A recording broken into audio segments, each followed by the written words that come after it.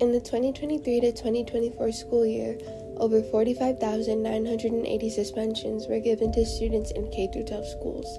Despite white students contributing more to the overall school population, they only made up 2.7% of those suspensions, while black students contributed 8.6%. The criminalization of minority students is not incidental, rather it's the direct outcome of systemic oppressive policies collectively known as the school-to-prison pipeline. How did we allow such a harmful pipeline to become embedded within our education systems? It all leads back to the war on drugs. In June 1971, President Nixon declared drug addiction a national emergency. He issued a number of policies to combat this, with the most notable being the Comprehensive Drug Abuse Prevention and Control Act, which established mandatory sentencing for drug charges as well as drug classification. This act, along with many others passed at the time, targeted black and brown men, which was no surprise.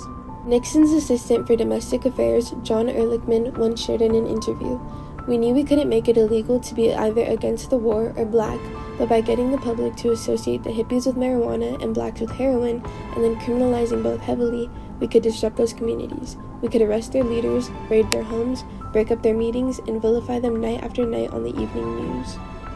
Nixon was more than successful in this mission of his, as the war on drugs left irreparable damage to the incarceration rates of these men. By hiding behind the goal of ending drug abuse and addiction, Nixon made it easier for the criminal justice system to target black Americans for their mass incarceration, a goal synonymous with that of the school-to-prison pipeline. Nixon's CDA-PCA continued to expand as later presidents came to term, until it finally reached our education system in 1994.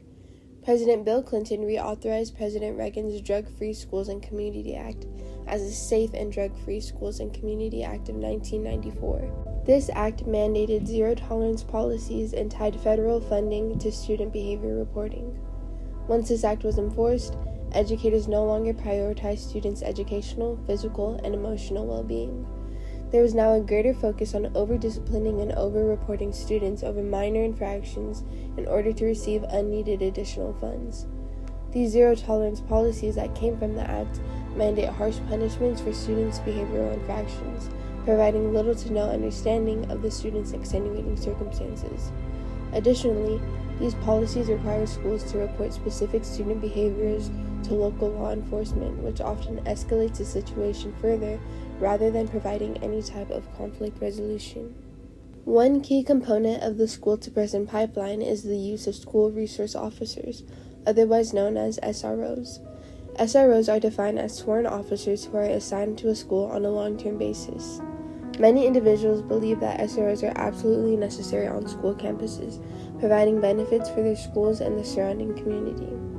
Those in support claim that they inform students on law-related topics and act as a positive role model, engaging in mentoring sessions and referring students or educators to social services, legal aid, community service, and public health agency. It is believed that SROs are seen no differently than any other school staff, such as teachers, counselors, or administrators. The main thing that sets SROs apart from other school staff is the training they've received, along with their legal expertise and authority.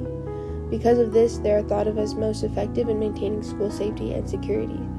Although in theory, the arguments supporting these SROs are enticing, in practice, these officers do nothing to lower crime rates and instead tend to cause more harm than good. This is largely due to the fact that they overstep their role. SROs are not meant to be disciplinary officers and should not be considered when a school rule is violated, as that is the responsibility of the principal and or faculty. Despite this, the National Association of School Resource Officers affirms that it is essential for the school district and local law enforcement agency to have a clear and concise memorandum of understanding that defines the role of the SRO to include those of local law enforcement officer, teacher, informal advisor, and confidant. This directly contradicts the role that SROs are supposed to adhere to within schools, opening the door for disciplinary incidents that could easily be avoided. For example, the case of Nia Kenny.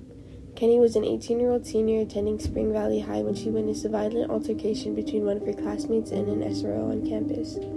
The officer was called into the classroom because of the student's refusal to turn in her phone for confiscation.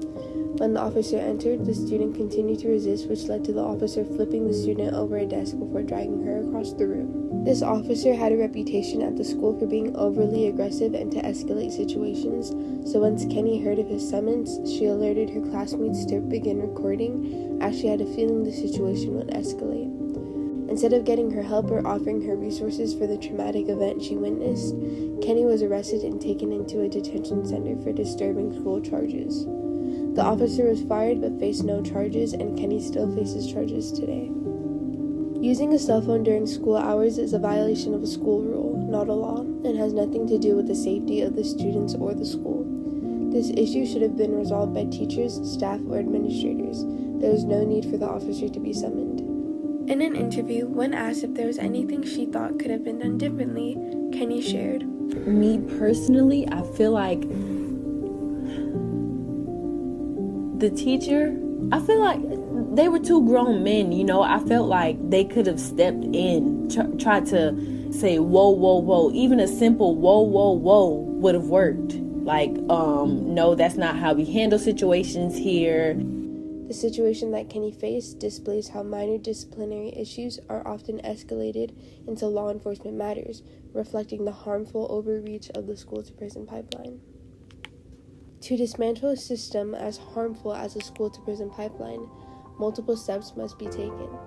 First, we must begin with the removal of school resource officers and all forms of police presence in schools. As researched and lived experience has shown, their presence offers little more than a false sense of security.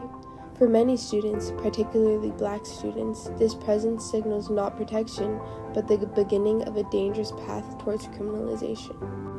Hand in hand with police presence are zero-tolerance policies, harsh and rigid rules that often punish students instead of helping them grow.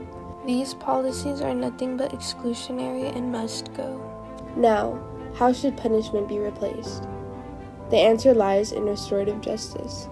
Restorative practices prioritize healing over harm. They foster dialogue, empathy, and accountability. They ask what happened, who is affected, and how can we repair the damage together. One of the core tools, restorative circles, brings together everyone impacted by an incident: the student who caused harm, the person affected, and the community. In these moments, something powerful happens. Students feel seen and they learn to see others. The results speak for themselves.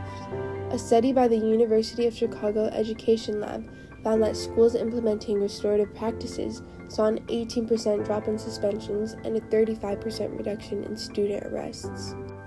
In order to effectively dismantle this pipeline, we must reimagine schools not as a place of incarceration, but as a place of possibility.